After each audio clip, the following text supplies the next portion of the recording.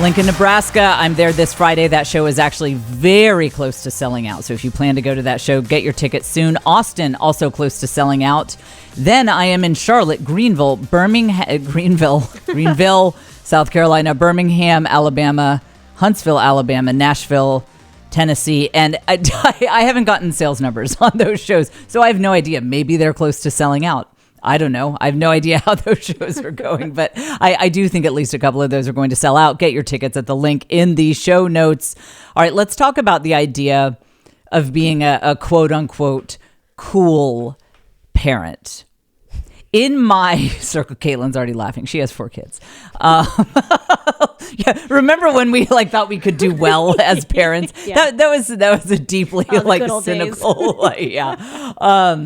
There's a lot of rebellion against the idea of being a cool parent. Certainly in my circles, we would say I'm not my kids' friend. I don't want to be the cool mom. I want to raise good, responsible human beings who have good, productive lives. And I understand that, but I think we should also remember that this isn't the 14th century anymore. We're not all trying to survive the Black Plague and have, our 16-year-olds leave their 2 kids at home to go to war. I mean, the society is different. Let's face it. We live in a culture where there is an actual job called content creator. I mean, listen, right now, there are 15-year-olds on TikTok who are making this month more than you made the past 5 years combined.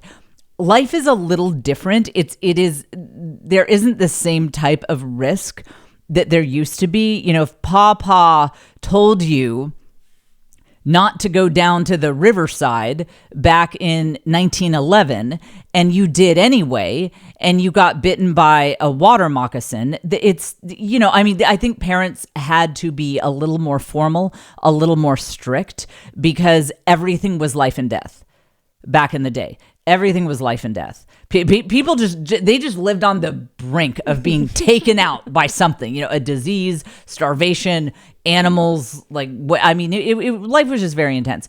And certainly there are still things that matter.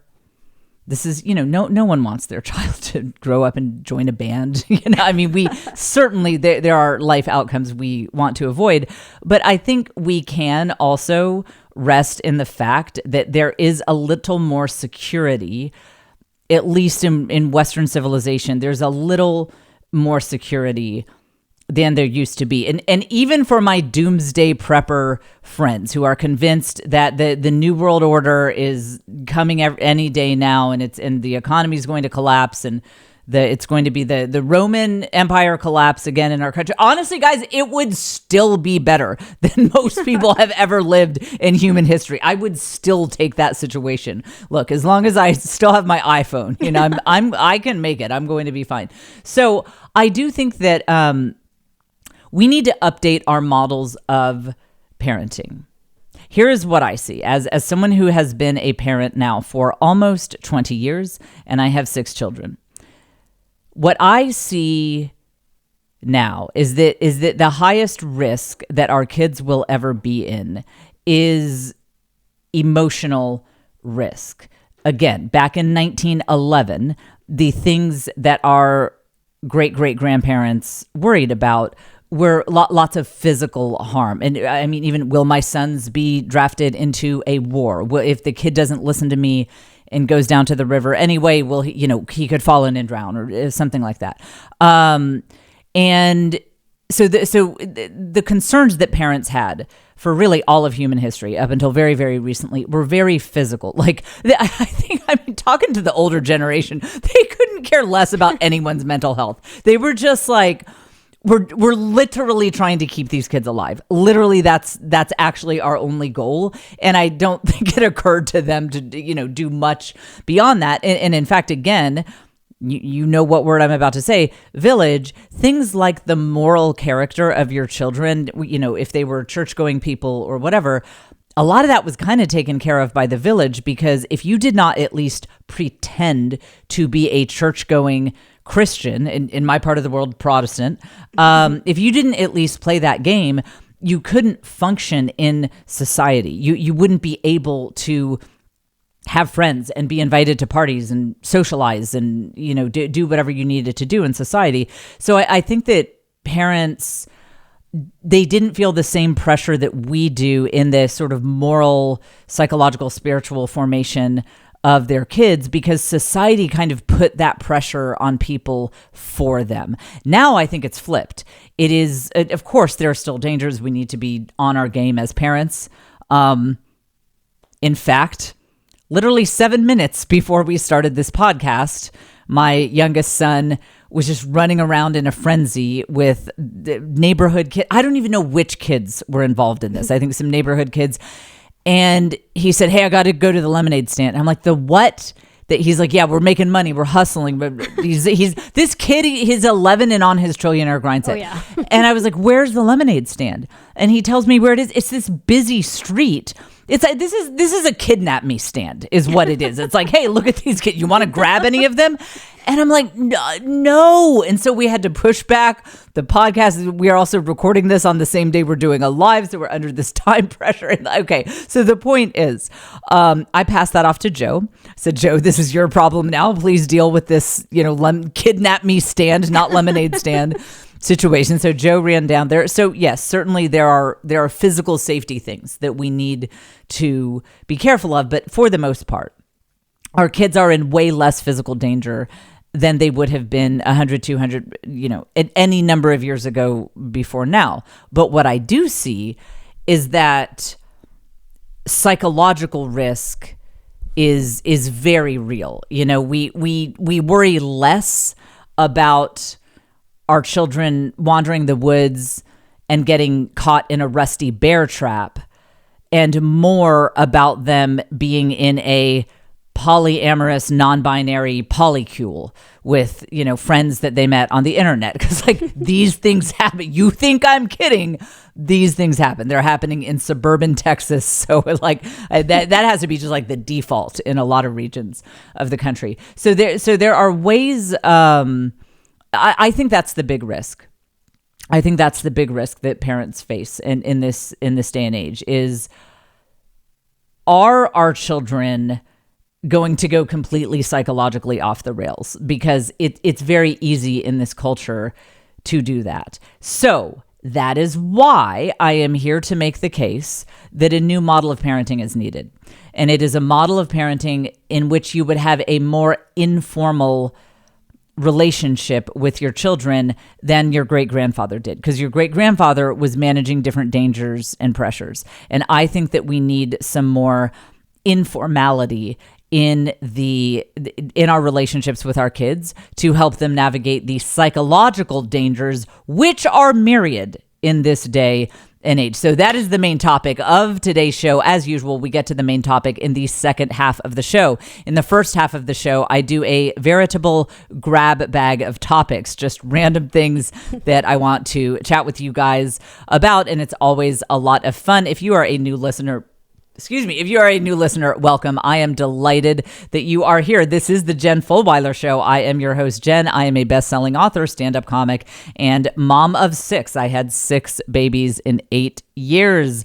This is the podcast where you learn the art of the village hustle. That is being a hot girl boss, or hot boy boss, who knows that love and family and community are the foundations of all real success. Our lovely producer is Caitlin White. You can work with her. There's a link in the show notes. She does consulting, social media management, video editing, things like that. If you want her fine skills to help your business, she's booked, but I think she has a wait list. So that link is also in the show notes.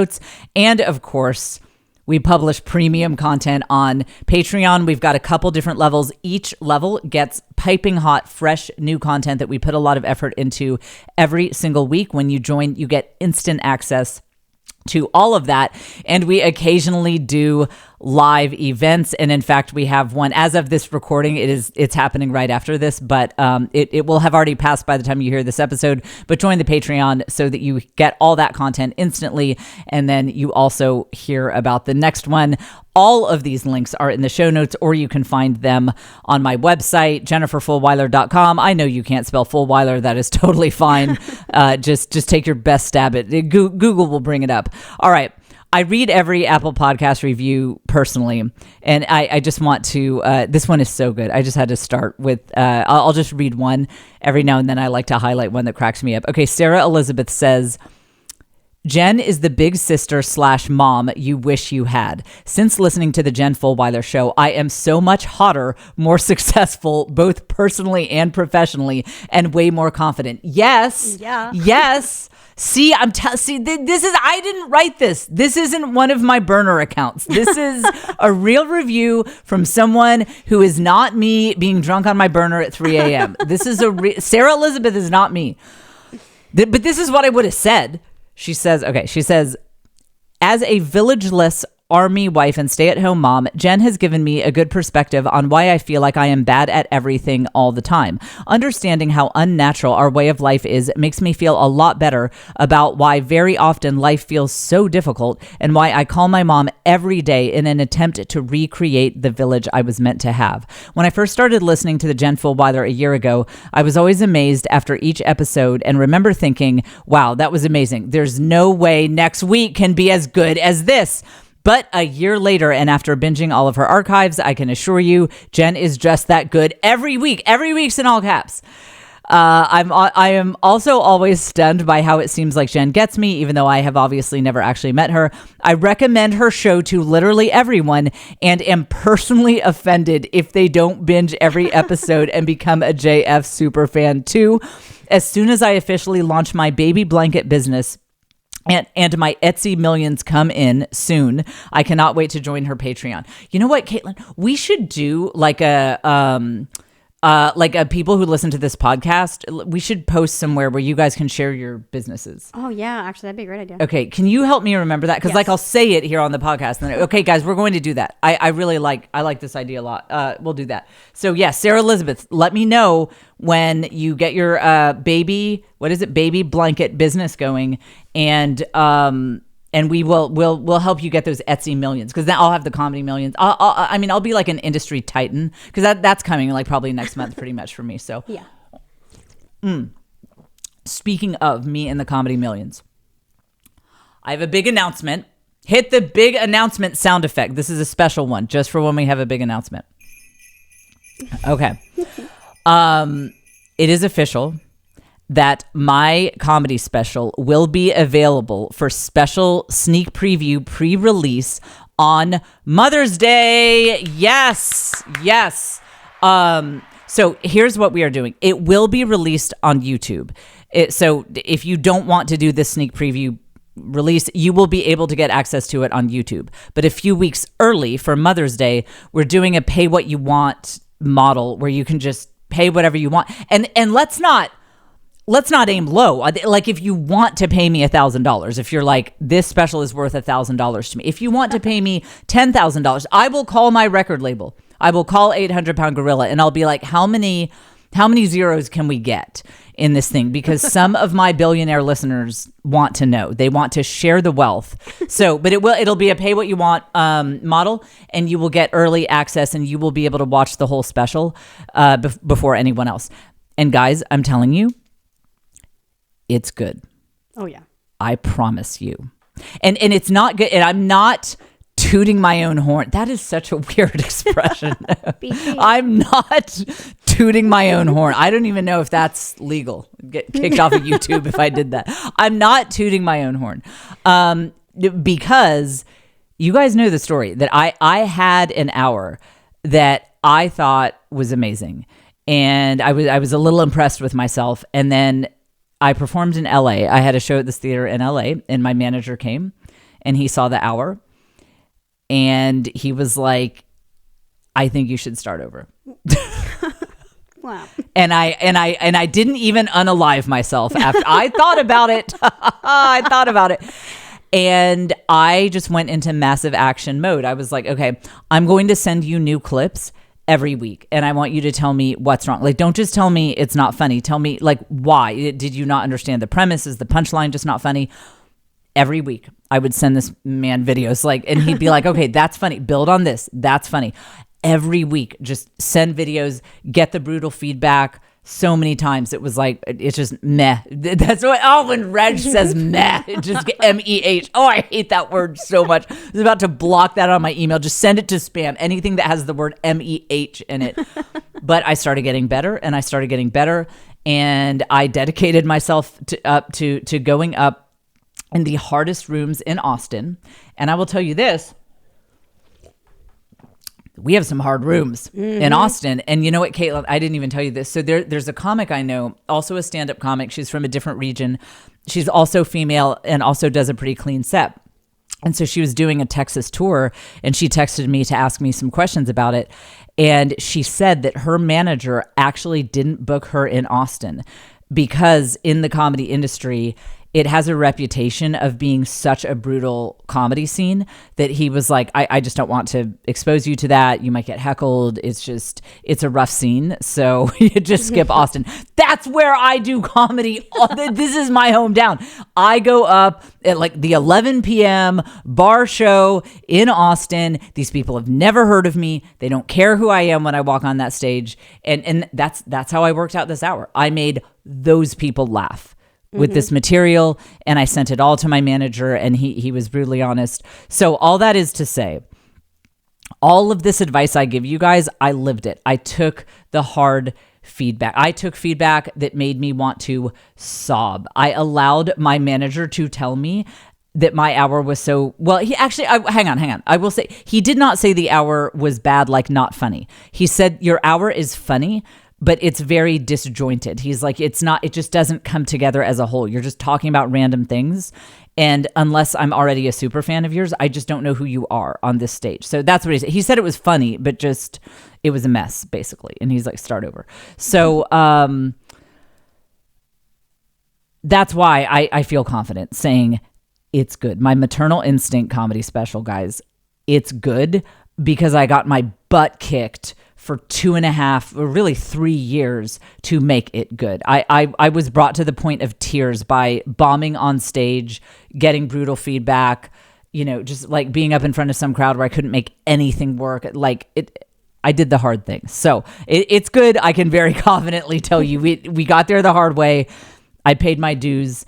And I am very excited for you guys to see it. And we will do a pay what you want pre-release on Mother's Day. So look out for that. Or if you are the opposite of one of my billionaire listeners, if you are one of my listeners who the Etsy millions, the whatever you do, the knitting millions, have not come in just yet, then that's okay. You can always just wait until the YouTube release. It will be available free to anyone on YouTube after this special sneak preview couple of weeks. Okay, so that is that.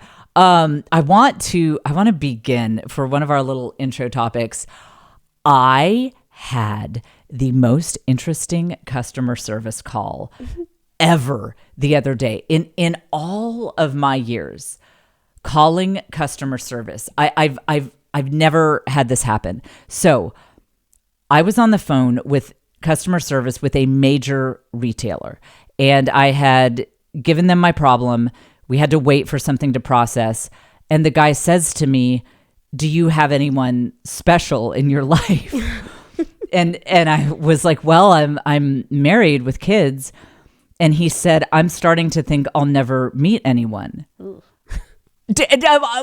was just trying to figure out where my stuff was, and I was like, this is everything I am looking for in customer service. I'm kind of wondering if maybe this is the new Fortune 500 customer service model, because I will tell you, I didn't mind that wait time at all, because I wasn't bored at all. This is the model that I want in customer service. Instead of asking me, how was your day?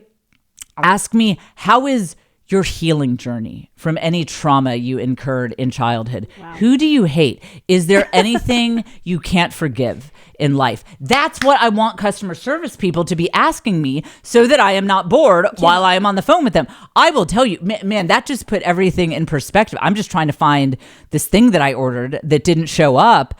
And instead, I'm telling this guy, I'm like, I think there's someone out there for you. And he's like, I've never met anyone. I'm alone in life. And I was like, well, what are you doing to meet people? I'm not kidding. I swear this is true. I'm like, well, what are you doing to meet people? I mean, are you getting out there? Are you socializing?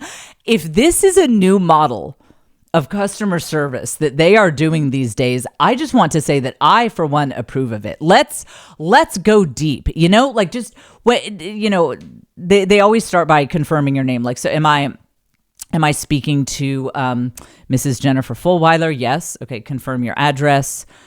Yes. So do you have a one that got away, or are you happy in your marriage? Like, that's what this is exactly the kind of conversation that I want to have with customer service. So I'm not saying what company it is, because I have found that sometimes when I reference situations that happened to me on podcasts, that people, sometimes I think of like, I wish I had a bigger listenership. And then I say something that I don't want a whole lot of people to hear, and everyone in the world seems to hear it, and I get restraining orders sent to me. So I won't say what retailer it was, because they could look up my name and figure out who I talked to. And just in case this was this guy going rogue, I don't want to get him in trouble, because I'm very concerned about him. Like, I need to call the customer service line again. And this was clearly overseas. Well, in fact, we talked about what region he was in. He couldn't tell me what city he was in, but he told me the region, and we were talking about, like, I know some people from that region of that country, and we were talking about that. So I don't want to get this guy in trouble, but I just wanted to say, that is exactly what I'm looking for in customer service. And actually, you know what? I told the story on my blog. I don't think I've ever actually told this on my podcast. Okay, I didn't plan to tell you this, but I'll tell you anyway. This is a good story. So when I was in college, so I started out at Texas A&M, graduated from UT. But so I was at Texas A&M, and we got caller ID really early. This was in the 90s, and most people didn't have it, but we had it. And boy, did that was fun. But a couple times, like, we got prank called, and we would call them back and say the cops gave us their number, because no one had really heard of caller ID. It was great. So anyway, okay, so this call came in, and we knew that it was customer service because we had or not customer service, that it was a telemarketer, because we had caller ID. And I had some friends over in my dorm room, and so I answered it, and this guy was trying to sell me, I forget, who knows what it was, like a security system or something. And so I said that I couldn't do it because, like, using a security system was against my religion. And I had him on speakerphone, and my little atheist friends were all sitting around. So we just thought that was very funny, the idea that I would have religion. And so we're all like, ha ha ha ha. Like, boy, am I playing this guy. And so I said, yeah, I can't because it's against my religion. He said, oh, what's your religion? Well, I was a lifelong atheist, so I didn't know what to say. I was like, Church of God. And he's like, oh, Church of Christ. I was like, yes, that's my religion. That's the one. This guy starts giving me his testimony. He was like, ma'am, I am a new born again Christian also.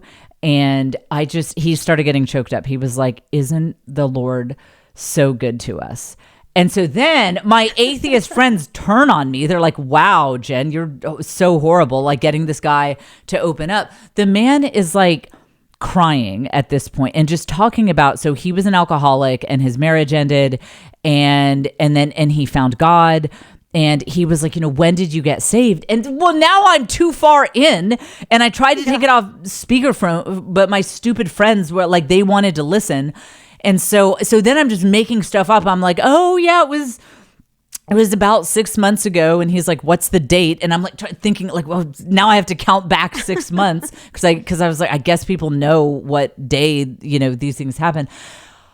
It was like, I just got so deep in this web of lies about my born again conversion experience. I was such an atheist. I had no idea what even the right terms were to say. I was like, yes, it was really the Bible, that did it for me. And he's like, what's your life verse? I did not know what that meant. I had no idea what it meant. And I was like, I was looking at my friends. They're all atheists. They don't know. We're just coming up empty handed. And I was like, I'm still choosing one because there's so many, there are a lot of verses in the Bible. And so I did intuit that it had something to do with a Bible verse. So I was like, yeah, I'm still kind of, figuring that one out. And the guy he was like, you know what? I don't even care about selling you anything today. I just want you to know how good it feels to talk to a fellow Christian and someone who is just on this same walk with me. And it just made my day. And just thank you so much, ma'am. And, pray for me and I'll be praying for you. And I'm like, and then we get off the phone and all my friends are just glaring at me like you are the worst person for making this man open up. So I guess actually what happened with customer service the other day is the second time that I have had a customer service person or telemarketer or whatever really open up to me. But I'm for it. I am really in favor of that model. I mean, honestly, telemarketers probably could sell me way more things. They could sell me way more things if they would just like get deep very quickly, because I can't be bored and I hate small talk. So, man, that like if I were mad about something, I got a product and it didn't work. If I'm talking to someone and they're like, well, you think you have problems. I just went through my boyfriend's phone and, he's talking to these girls. I would forget about, I'd be like, oh yeah, you can keep the I don't care that it doesn't work. So what happened? Like, was it texting or like, what did you Spill see? the Like, tea. yeah. Like, I mean, I wouldn't care at all about whatever my original complaint was. So, billionaire listeners, you might want to think about this. If you have customer service at your company, I think that this is a really good model for you. Okay. Let's say the other day we were talking about trans kids. We just jumped right into that. There's something that I meant to say on that. I ran out of time. So much to say on that subject. This goes nicely into the main topic, the idea of, being a quote unquote cool parent, connecting with your kids in that sort of emotional way. So this is a big subject, the idea of identity. Can you change your identity? Should you take permanent steps if you're thinking about changing your identity? So that was, what episode was that? 202, I think maybe? I think so, yeah. It was like 2 episodes back, basically. Mm-hmm. And one of the things I wanted to point out, this is, I don't know whether it's a controversial take at all, but I want to point it out. Here in suburban Texas, the idea of identity changes, being polyamorous, omnisexual, trans. I mean, it's very common, and which is, again, not what you would expect in this region, but it's very, very common. And one of the things that has often been observed by other parents I know is that girls desiring to become boys it seems to be almost more common. That's a very common thing, especially in the junior high age range. You see it quite a bit, and there's a lot going on there. And I'm not suggesting that there is one reason that this kind of thing happens, but I do want to give you guys something to think about. I think this is kind of interesting. And if you are having a dialogue with people who think differently than you on this, or someone who is taking actions this direction, I think this can be just something to kind of tuck away and consider. And again, you don't ever want to tell someone that the reasons they're doing something. I don't recommend that you do that. But I think this is an interesting angle on it, which is in the 80s and 90s, girls having eating disorders was very common. At my high school, I mean, it was just very common for girls to basically be anorexic. That was when the Kate Moss waif look was in, girls being very, very, very thin, just the thinner the better, as thin as possible. I fell into that. At one point, let's see, I was 5'11", and I think at my lowest I weighed 118. Whoa. Yeah, you don't want to. And the kids were so kind at my lovely high school. They nicknamed me Anorexia, which was a step up from Bigfoot, which was my previous nickname. So lovely kids. I've never been to a high school reunion, so that sheds a little more insight on that. So yeah, my nickname was Anorexia. I did all that. So I know. I know that deal. I know the starving yourself thing. And what I felt back then, I could not have put my finger on it back then, but I do think that there was an undercurrent that I was impacted by that is still there today and is manifesting itself differently, which is that we girls in our insane society, which was really starting to be extra insane in that time period, we wanted to disappear. I think that was the undercurrent behind anorexia. And people have talked about there's also an element of control. You feel out of control. It's something you can control. Yes. But they're definitely, that just hits when I think about it. The idea of girls wanting to disappear, because if I've said it once, I've said it 1,000 times. When cultures get crazy ideas about sex, sexuality, the meaning of sexuality, children, marriage, all that sort of thing, when cultures as a collective pick up the proverbial collective crack pipe, so to speak, and take a rip off of it and start crafting moral codes for their people to follow that are rather unhinged, women always pay the price for it every time. And we started to really see that in the 90s, where girls would be very sexualized. And that's when that, they called it sex positive feminism, was popular, which was, like you would read Teen Magazine back then. You would read these magazines targeted at young girls. They were sold to young girls, and they would make the most unhinged sexual behavior seem very normal. Like this is what you should be doing as a 15-year-old. And it's like, this is crazy. Like they make the Kardashians look like church mouse with this stuff that they would talk about. And obviously, that's against natural law. That's not good for anyone. And girls sensed that, but you're engineered psychologically to trust your society. You're like, surely all of the adults of this entire generation that are guiding me and my moral code, they can't all be insane. Like that's what your subconscious thinks. But then it's also like sensing danger, because, everything that your culture is encouraging you to do feels really dangerous and insane. And I think a lot of girls are like, it's like there was this feeling of, I want to just disappear. I want to opt out. I want to opt out. I want to opt out of being a woman. And I think it's not coincidence that when you're pretty seriously anorexic, even your cycles, you have a pause in your feminine, the feminine stuff that goes on. How about that? That pauses when you're pretty seriously malnourished and anorexic. I don't think that's a coincidence psychologically. You're trying to disappear as a woman, and you kind of put that into effect with your behavior. So now that's much less common now. I'm not saying it doesn't exist, but it is much less common than when I was in school for girls to be anorexic. But what's interesting is I think if you could track this and you could see a chart, you would see that as anorexia has gone down, girls wanting to be trans has gone up. Anecdotally, I see that very clearly. As anorexia goes down, girls identifying as boys has gone up. And I think it is interesting that I think it is that same impetus of wanting to disappear as a female. because our society is so unhinged. And it's so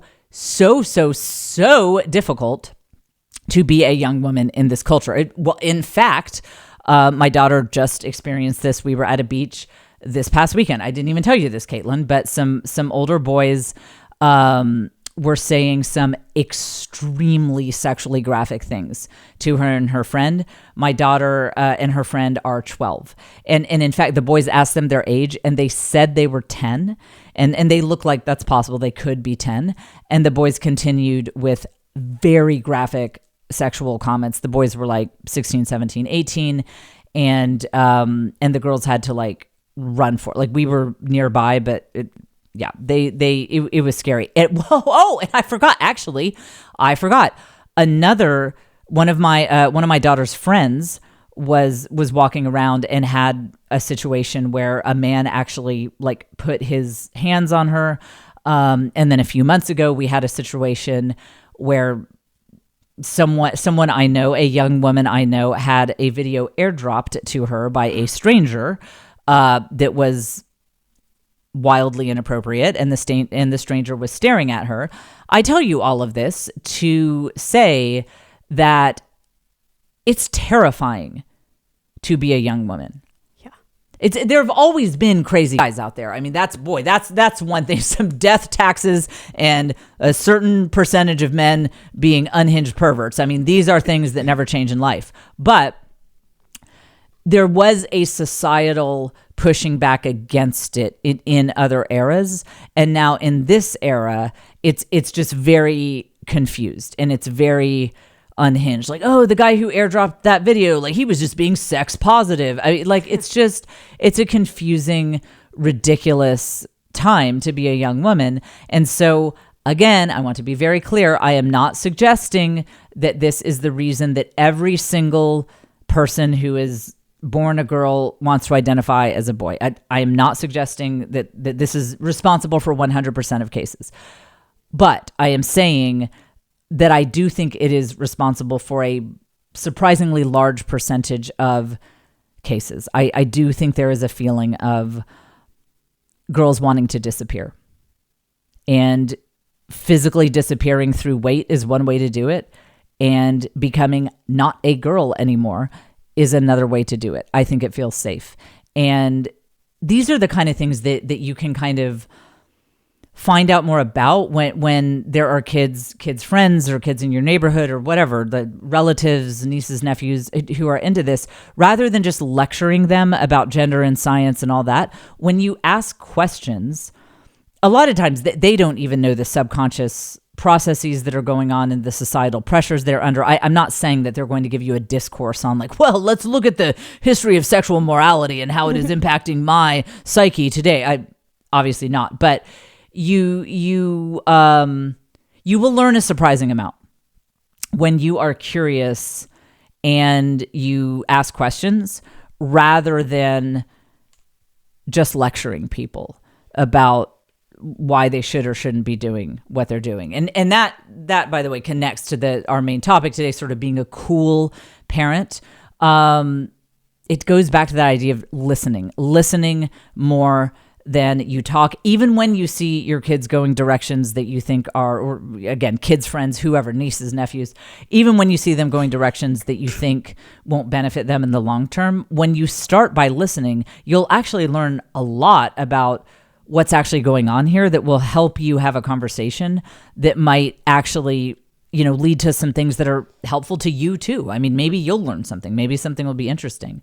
And oh, by the way, while we're doing follow-ups, on that topic. So someone had asked, they said, you mentioned that there have been plenty of friends in and out over the years who identify as whatever, they're they, them, or they or whatever. And I was always there, and some parents are like, well, what's the etiquette? I mean, I'm not, I don't think this is a good idea for kids to be changing gender, but I mean, what's the etiquette if someone comes over to your house and is doing that? We need Emily Post to do a whole new etiquette guide for this era that we're in, and make it like, morally neutral. Like, it doesn't matter whether you think this stuff is a good idea or a bad idea. Let's just talk about etiquette. Maybe it could be like, Emily Post is trans now, and it's like Emilio Post, like let's just get like a really modern guide for etiquette here. And I will say this, if I were to write it, I'd be like, just use,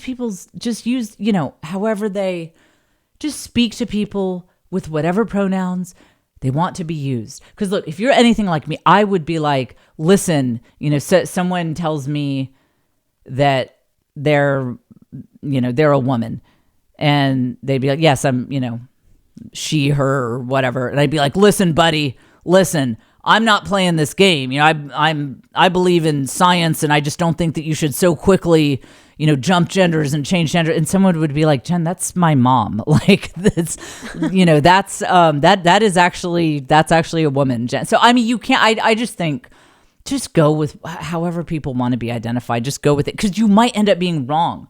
Like one time I thought someone was using a fake name who was at our house. Kids change their names a lot. And if I had been like, hey, tell me your real name, buddy. Tell me your real name. We don't do this name change. That would have been so weird, because it was actually their name. It's like actually what their parents named them. Just like, yeah, I mean, just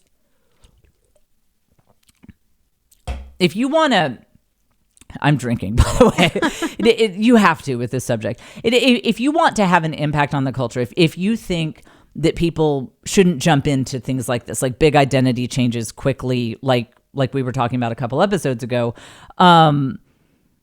that's fine. That's good if you want to stand for something that you think will make people happier and bring positive change to the culture. But you'll never affect change on this culture or any other by just lecturing people and insisting on using forms of etiquette that, or not following the forms of etiquette that are standard for them. Like when you engage with people in the ways that they are hoping to be engaged with, well, then you can actually start a conversation. Then you might actually be able to, frankly, learn more about their perspective and have a more interesting conversation that is more impactful than if you just start lecturing people right away. Okay, so before we get into the main topic, Cool Mom, Village Hustle episode 37 just came out. This is a special one. I had to record it at the last minute because Taylor Swift dropped her surprise double album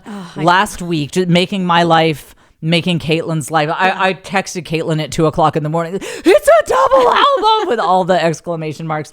And look, whether or not you are a fan of her or her music, there is a lot to be learned about Taylor Swift's creative flow. How does she keep putting out this level of creative flow? How does she keep writing one album after another with very rich, deep, interesting songs? Again, even if these songs are not to your taste, they are very well done. They have very complicated, beautiful lyrics, and she keeps banging all this stuff out, and she's busy. Yeah. She's been on tour. The woman's busy. How does she do it? And the point I made in the Village Hustle episode is this is very relevant to those of us who are ambitious, but also have, are trying to establish a village, a community, have loved ones in our lives, because we don't have as much time to work as the podcast bros. We do not have these long expanses of time where we have nothing to do but focus on ourselves and our goals.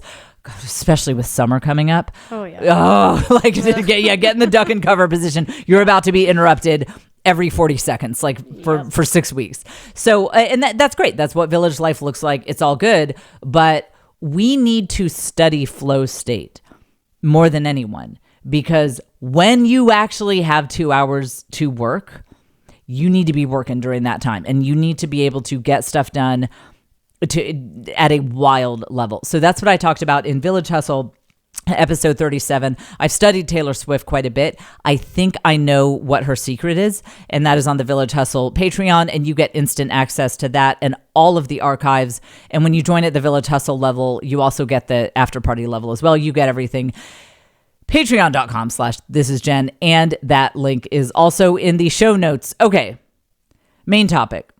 Being a quote unquote cool mom, cool parent. As I said in the setup for this fine episode, I would like to make the case that we need to soften on our hardline stance that like, I'm not friends with my kids. I'm here to be a disciplinarian. I'm here to make sure that they are successful, strong people, blah, blah, blah. And I think that we need to soften that stance, because the psychological risks that our kids face, I think, are the biggest risks. And it is a minefield out there, morally and psychologically right now. Our kids are heading into a minefield. And what's interesting is, in the past, when kids have been in situations where they didn't live in safe societies. There was a war happening at their doorstep all the time. They were constantly in danger of losing their lives. Parents had to really laser focus on making sure that these kids knew how to be safe. So that would be strict discipline, heavy consequences if the kids didn't immediately follow what their parents said, lots of like physical labor, seeing the value of physical labor, because these are all the things that it would take to navigate, in some cases, literal minefields if they lived, in some kind of war zone. And so that's where parents' focus needed to be. And so now we have our own minefields, but they are all psychological. There are so many ways that our children can end up living lives that are just unfulfilling, just not good for them. Whereas the kinds of physical risks that our ancestors had in the past are just not as present these days. They're just not as present. They're not, it's much less likely that that your kid is going to like fall in a pit of snakes down at the creek while he's hunting squirrels for ma to skin and cook up for dinner. I mean, these are just not the same kinds of risks. So that is why I think having an informal relationship with your kids is the way to be a good parent these days, because informality brings information flow. When you do this thing with your kids where you're like, I'm not your friend, I'm not your little friend, I'm not your little friend, I am your mother, and there are rules and you're going to follow this rule, and I don't want to hear what you have to say about it, you're going to do this, and I'm not giving you a dime unless you work for it, and just that kind of formality. When you do that, you get zero information flow. Zero. One of their friends is selling a little bit of weed on the side. You'll never know, because you're not their little friend. You're the disciplinarian. You have a hair trigger reaction when anything goes crazy, and they are not going to tell you anything. And again, when you go back to basically any other point in human history, that was honestly fine, because you didn't need as much information flow, because your village, the society around you, was so cohesive. It was so homogeneous. It was almost like a big family. Like everyone was kind of the same. People did sort of tend to live in ghettoized community. You might live in the Catholic ghetto, frankly, which I'm always talking about, or the Irish ghetto, or the Italian ghetto, or whatever. So the people around you were basically the same. There were a set of mores that everyone was expected to follow, and your kids just like wouldn't be able to get anything going in life if they didn't follow those rules. So, if you lived back, let's take this part of the world. So let's say you lived in Texas back in the 50s, and you have strict disciplinarian parents who they're not your little friend, and they are strict, and there is a big gulf between you and your parents. There is not informality. You call them sir and ma'am, and they are very much high above you, and you treat them as such. You treat them almost like they're generals in an army. You are way below them. They are way up high, and there's a huge difference between them. Well, let's say one of your friends is getting into a little smoking weed or whatever, and is like not going to church and just kind of living an immoral life.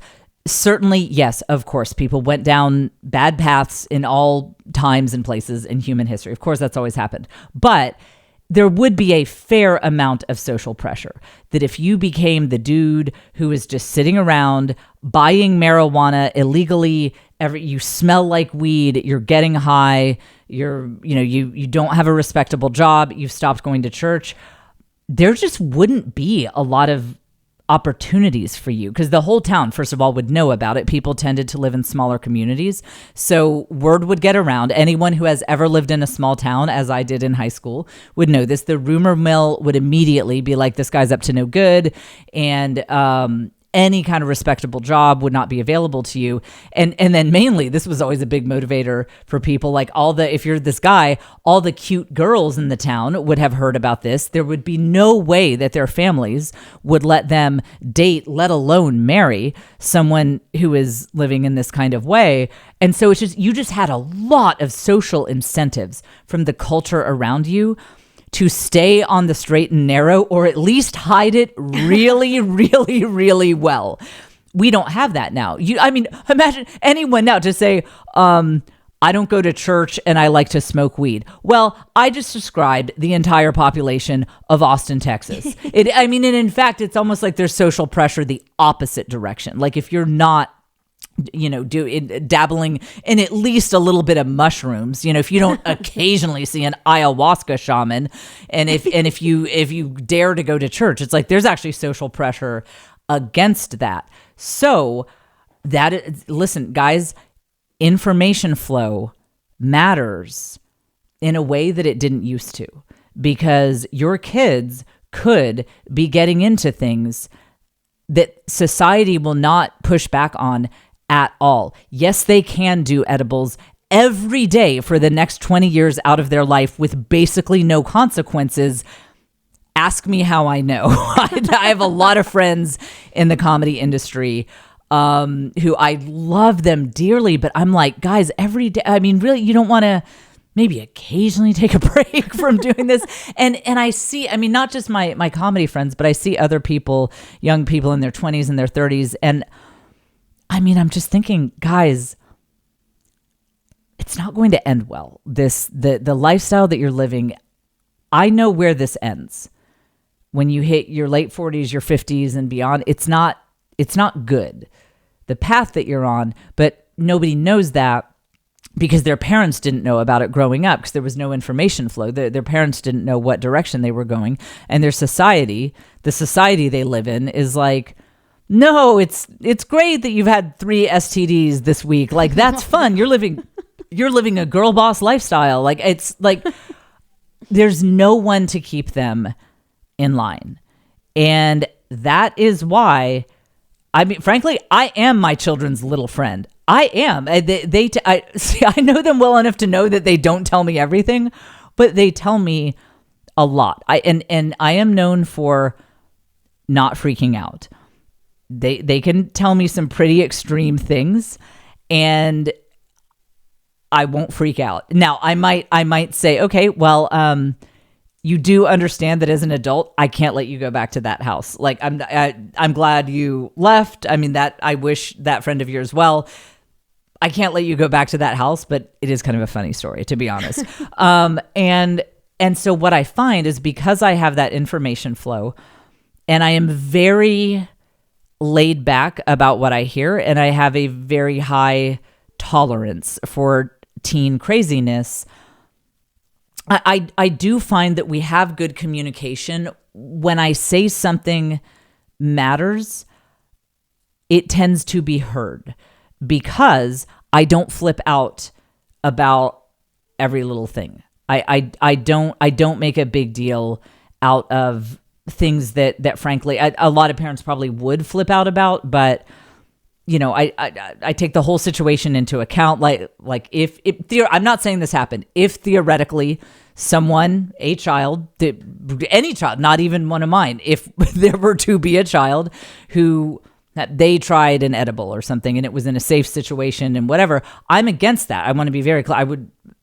Theoretically, I would be against that. I would make it clear that I was against that, but I wouldn't lose my mind about it. I would take into the whole context, does this child seem to be heading down a path of addiction? Do I have reason to believe that this could be the beginning of the end? It's going to be black tar heroin 3 weeks from now? Or is this kid generally on their game?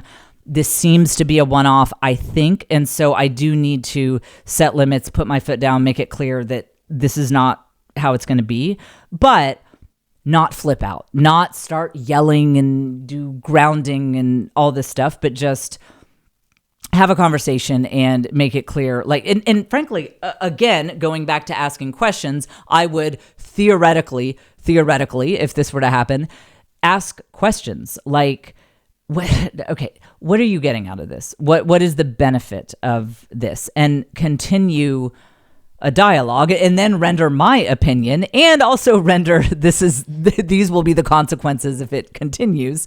But do it in a spirit of camaraderie and in a spirit of, I believe that you care about your own life, and I am going to speak to you from that place of assumption. I assume that you want to be a good and productive person, and I do trust you to generally guide your life that direction. Of course, as a parent, sometimes I have to step in and set limits, but I do trust that you care to some extent about how your life turns out, and so I am willing to hear your perspective on what got us to this place. So just theoretically, that is how that conversation could go. But it all starts with reducing that separation that there used to be between parents and children. I'm not a fan of, for this generation, if you're raising Gen Z, Gen Alpha, I am not a fan of that yes ma'am, yes sir, super formal way of engaging with your kids, because I don't think that it yields the results that you will want in this society. I think that you need to be a little friendlier with your kids in this day and age. And again, I one of the things that I want to make very clear, when I say friendly, I don't mean permissive. I don't mean that you let anything go. And that's what we think of when we hear the cool mom. We think of the mom who would buy alcohol for the kids, like that in my high school. I forget who it was, but someone had like the cool mom, and they would say, oh yeah, all the kids came over to the house and the mom bought all the 16-year-olds alcohol. And even at the time I was like, that's gross and weird. Why is she doing that? Like that is the opposite of cool. That's just like the needs to be arrested mom. So when I say cool, I don't mean permissive. I mean listening. I mean not flipping out about small things, and not bringing a controlling, formal spirit to parenting.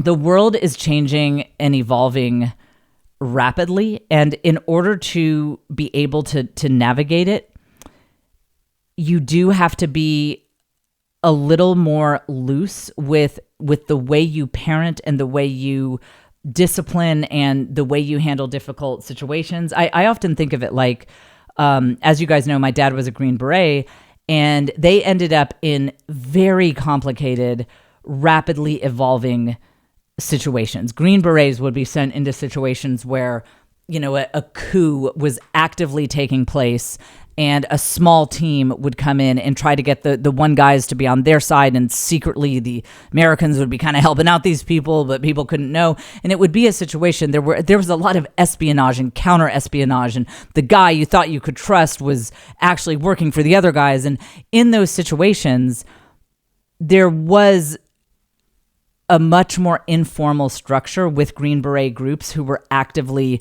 in very messy situations than, let's say, in a formal army that would be headed out 100 years ago to a traditional battle where they draw the battle lines and they line up. That's a very formalized structure in somewhat predictable situations.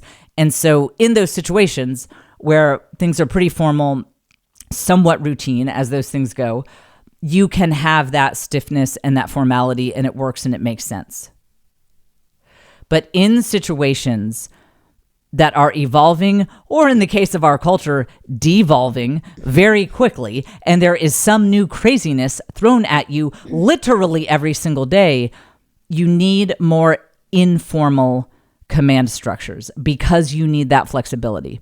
A strong, rigid command structure will snap very quickly in a very chaotic situation. And we live in a very chaotic society. So you guys know how big I am on leadership.